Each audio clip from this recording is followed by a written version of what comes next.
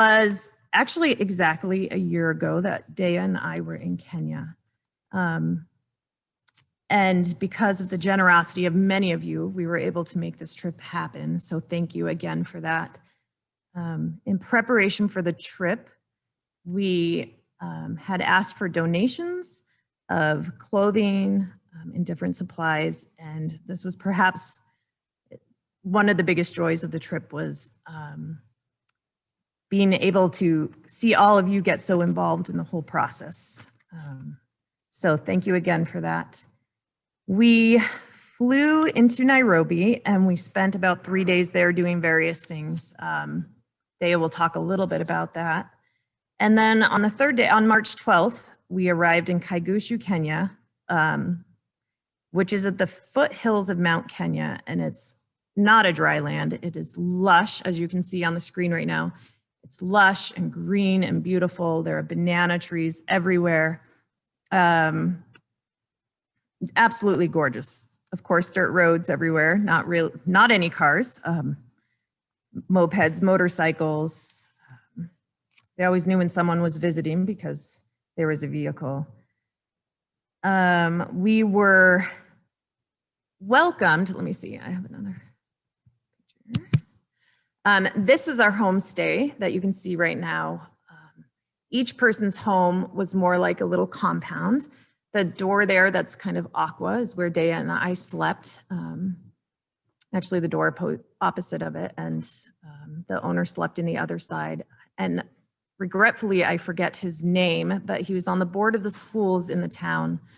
Very nice, single man. So one of these buildings are to house chickens and livestock. The bathroom is down the hill from the house that you're looking at now. There's a kitchen to the right. Each building has its own purpose. We were told by, so Lisa Sparrow, we had gone with a group from the UCC Church in Guilford, Vermont. They have made this trip several times.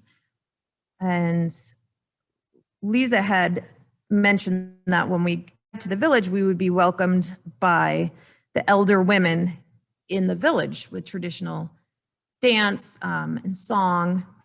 And this didn't happen this trip. So that evening, Lisa had asked Lawrence, who was the man that was kind of the leader of Kaigushu, in a sense, kind of like the town mayor, very involved in organizations there and fundraising.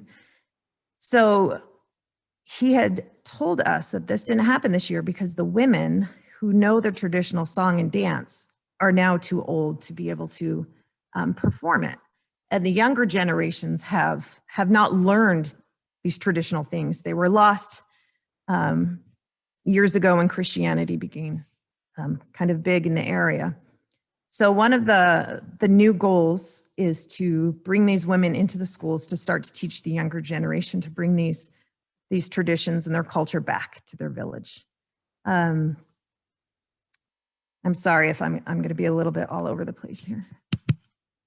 And I apologize for that. So this is Hannah, and she was one of the elder women in the village. Her and another group of women cooked for us all of the meals. We helped. That is, I can't remember the traditional name of this wrap. Lori had held one up, I believe, last Sunday or the Sunday before that we brought back. And it's an apron that you always wear when you're cooking or in the kitchen. It's tradition. We didn't realize that. We were wearing ours everywhere and we're kind of laughed at the first day, but so yeah, they're just for cooking. And there's Hannah helping Dea, teaching her how to wrap that. And here she is cooking. Cooking is done over an open flame. Always. There are no ovens or stoves. And there's very little, oops, I skipped ahead. There's, I thought I had put a slide in here, but I didn't, of women cooking over the fire inside a building. And there is a fireplace for cooking in every home. And unfortunately, because of this, a lot of the women suffer from asthma, lung issues. Hannah, you can't see her eyes very well in this picture, but they're blue, and that's due to smoke damage. But the food was always delicious. Let's see, where are we at now? So on the, so that first night we got acquainted with everyone. We kind of walked around down the streets, played with the kids. And the next morning we broke up and went to visit the primary school. One reason we were there was to bring supplies to a nursery school that was being built here at this primary school. So it was for 3 and 4-year-olds that was being built. The men that went on this trip are very experienced builders, although the Kenyans were far quicker with their skills, they found out. But they brought a lot of power tools on this trip to leave with the people, with the builders there in Kaigushu. So this is a picture of the primary school. Oops, that's all right, I skipped ahead. So there's a little bit of the primary school. It's grades, what we would call kindergarten, I guess, 4 and 5-year-olds through 8th grade, I believe, possibly 9th. The kids were so excited when we would walk in. They were absolutely adorable. Here they are, lots of energy, full of energy. Their schools run from about 7 in the morning till 5 at night, Monday through Saturday. So when we went into the classrooms, broken up, what we did was basic things, you know, we taught them some songs, introduced ourselves, they taught us some songs. And then we would open it to questions and vice versa. We'd ask them questions. And one of the most shocking things to me was that their questions weren't what our American kids would probably ask, like, what's your favorite food or what do you do for fun? Almost every single question was about our government. So who is our president? What's our national anthem? They wanted us to sing our national anthem. And what does our country look like? Now, we asked to see a school book to look up maps in the back of their school book, but there were none of the world. It was of Africa. So we drew the best we could on the board, what America looks like, kind of the world map. And in this particular school, they did not have a world map. So that is on my list to bring next time.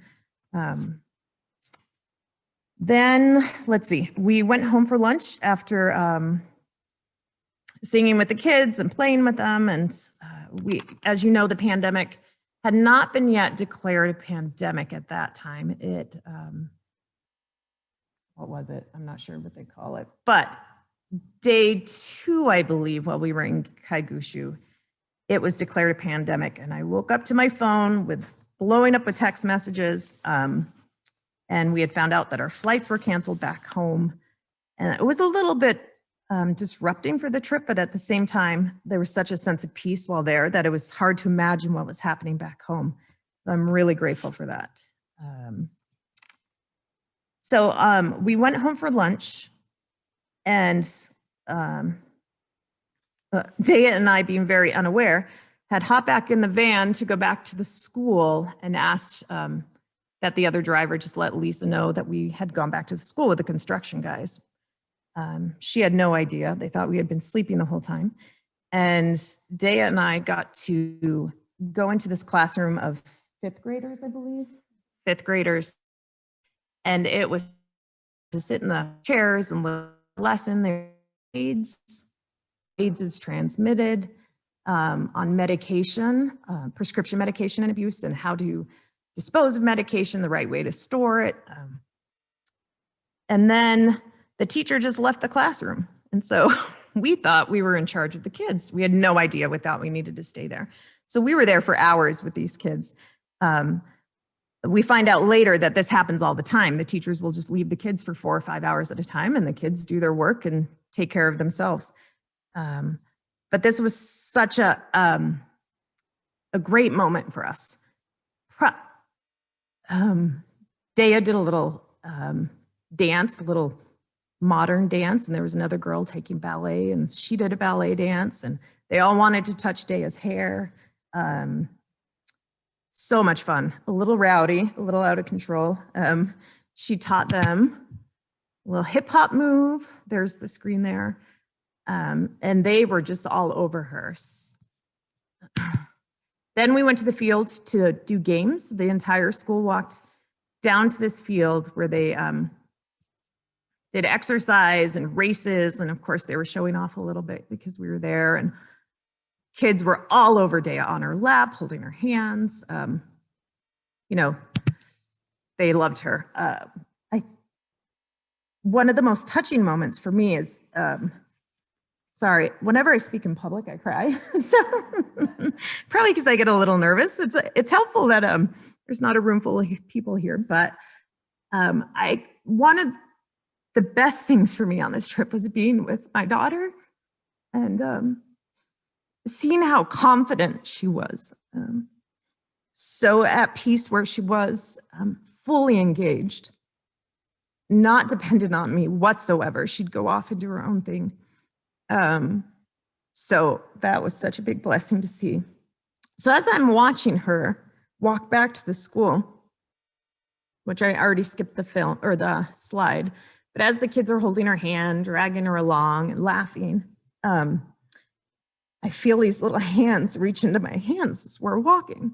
And I don't know why it's so touching to me, but it was. It has been my lifelong dream to go to Eastern Africa since I was probably 7. I remember just longing to go to Eastern Africa.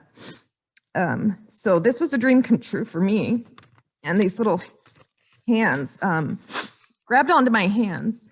And then I hear really far back a couple kids starting to sing This Little Light of Mine, which we had taught them earlier in the day. And more voices joined in and more voices joined in. And then all of a sudden, the entire school was singing This Little Light of Mine. And my heart could have burst right then. I'm so grateful for that time we had. Let's see.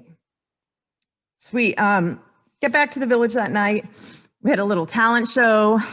Alice and Dea had made up a really funny song about everybody on the trip. Our Lawrence, who was kind of the village leader, his kids are really into music and videos, and that's so that was exciting. And I am running out of time, so I'm going to hurry up here. Because our trip was cut short, we were supposed to go donate. We were supposed to see a lot of these donations given out to the families that are there, which are mostly grandmothers raising their grandchildren. So we're gonna skip the high school. This was the high school, sorry, cafeteria. Donations through the UCC Church in Guilford in the past were cows, building up this barn, a water collection system and filtration system. Typically they'd hike down that very steep hill. So you can see the water collection system there on the left.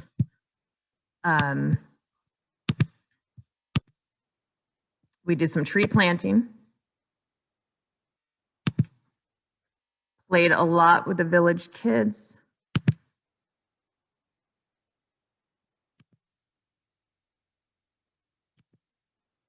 And in the background, you can see the start. I do have a finished picture somewhere of the primary school. It was almost finished when we left. So that was the building of it.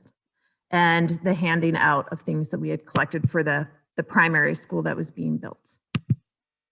And this was a picture Lisa Sparrow had just sent me. They just now got to hand out the donations that were sent of clothing. Because of COVID, I had put it off. So that is my last slide. And now I'm going to hand it over to Dea.